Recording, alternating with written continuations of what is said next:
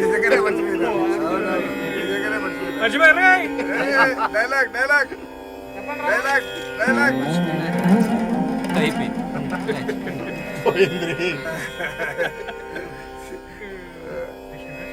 అందిస్తాడు అదో చెప్పు చెప్పు.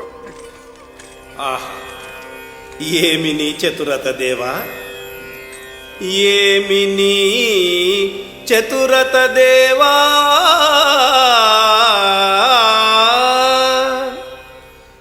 కౌరవుల మధ్య సర్వం మిథ్యా,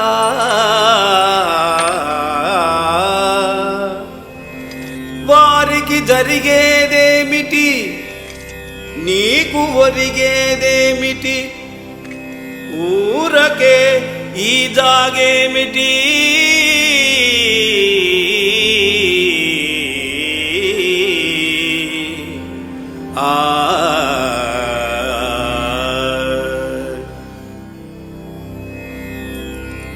శకుని సాయమున గెలుపురుచి మరిగిన రారాజు, ఒంటరి ఓటమి అంచున ధర్మరాజు,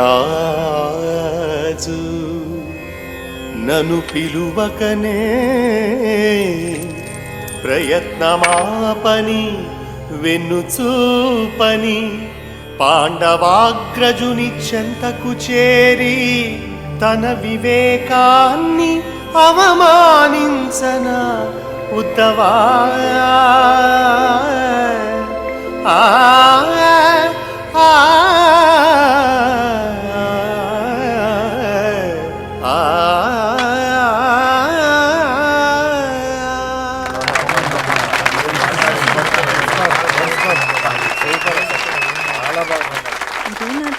ముందు చేసావు, ఇది లేదు కదండి.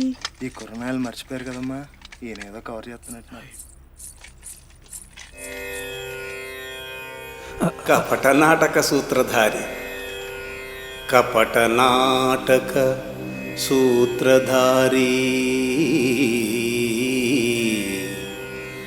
యుద్ధం కావాలనే కదా నీ ఇచ్చ, సన్నద్ధం అవ్వాలనేగా పాండవులకి మత్స, ఏదేమైనా నీ వలన యుద్ధం తథ్యం, అది నిత్యం.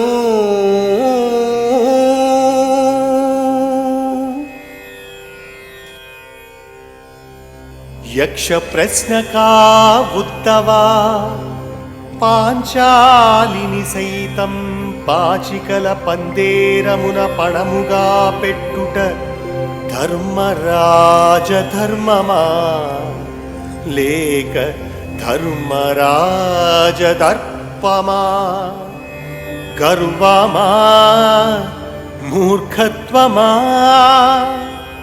అవును అవును అవును, యుద్ధమనివార్యమని నా మనోగతమే.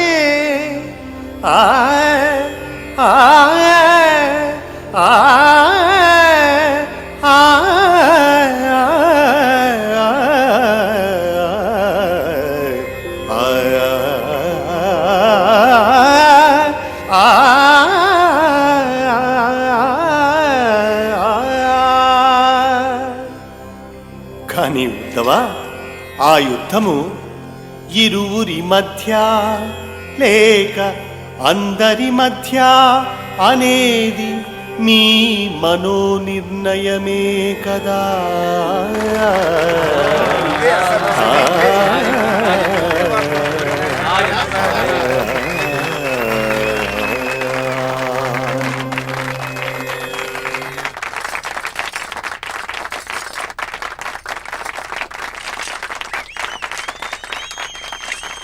అచంచల అద్వితీయ అనుభూతుల భక్తిభావముల భావగర్భిత భక్త్యానుసారమున మూలనాడు పారవస్య ప్రాభవమున అనునిత్యమజేయ సుకుమార సుమధుర మైత్రీ సుగంధ పరిమళ భరితానందమున స్నేహమాధుర్య మందార మధుదయ ప్రారంభమందు ఎవ్వారు గాని ఏ స్థితిన గాని ఏ క్షణము గాని నిగూఢ నిబిడీకృత నిచ్చరీ నిసినందు నిసీదినందు ఫెళ ఫెళమనుచు విరుచుకు పడే నిర్ఘాత ఆలోచనల నడుమ సైతం ప్రళయ కాలమందు ఉద్భవించు భూప్రకంపనల కల్లోల కష్టాల కడగండ్ల గర్భముననైన నన్ను పిలిచిన మరుక్షణముననే రక్షించద నన్ను పిలిచిన మరుక్షణముననే రక్షించద అది నిత్యం ఇది సత్యం ఇది సత్యం ఆ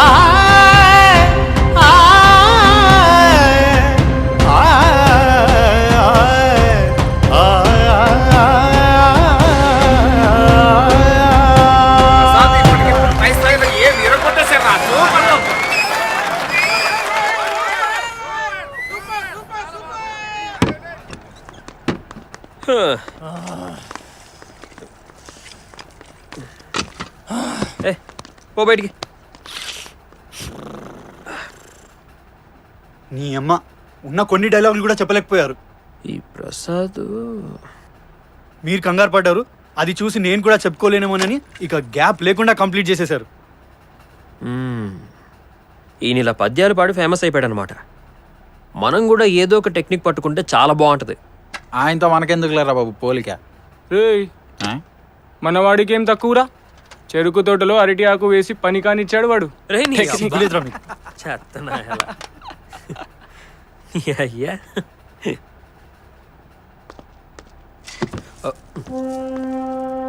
ఎరా మిమ్మల్ని అందరినీ ప్రాక్టీస్ చేయమని చెప్పాగా, చేయలేదా?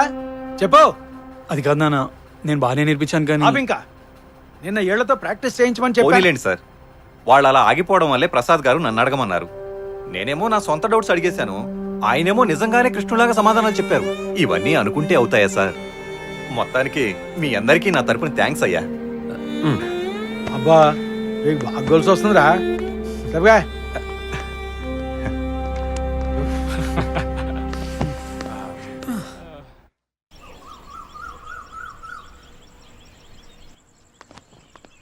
అమ్మా లక్ష్మమ్మ,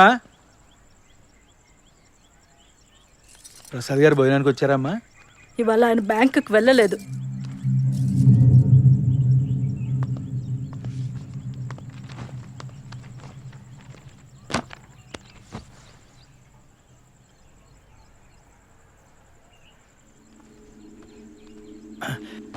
నమస్తే సార్.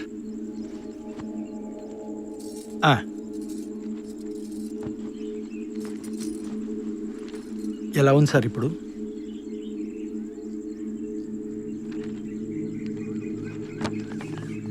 ఈ కొత్త నాటకం పుట్టడమే ఆడపిల్లల అదృష్టం చేసుకుని పుట్టింది సార్.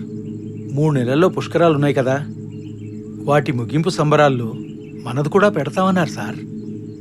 ఇన్నాళ్లకి కాస్త ముందడుగు పడింది సార్ మనకి.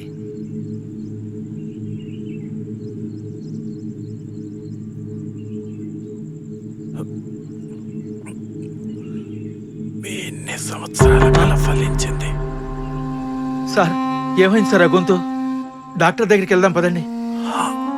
వెళ్ళొచ్చాను. ఏమన్నారు? ఆయన గొంతు బాగా దెబ్బతింది, వోకల్ కార్డ్స్ బాగా రప్చర్ అయిపోయాయి. అంటే ఆపరేషన్ ఏమైనా? చేద్దాం తప్పకుండా చేద్దాం. ఆయన కొన్ని టెస్టులు చేసిన తర్వాత వచ్చే రిజల్ట్ ని బట్టి ముందుకెళ్దాం. ఖర్చులు కొంత ఇన్సూరెన్స్ లో కవర్ అవుతాయి.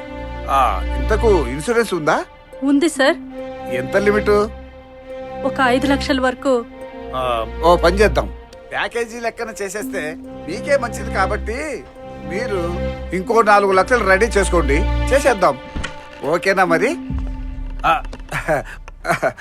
నేనేం చెబుతున్నానంటే అది ఏమిటి సార్ అలా చూస్తున్నారు?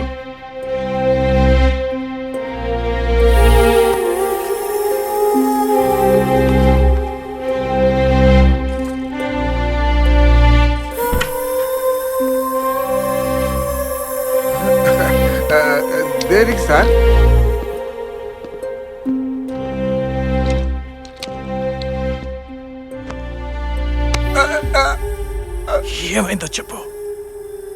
అది అది మీకు గొంతు రావడం కష్టమండి. సిటీకి వెళ్ళి చూపించుకున్నా మీకు గొంతు రాదు. మీరు నాటకాల జోలికి వెళ్ళకూడదు. మీరు గట్టిగా మాట్లాడకూడదు. కావాలంటే డిజబిలిటీ సర్టిఫికేట్ ఇస్తాను, బ్యాంకులో సబ్మిట్ చేసుకోండి.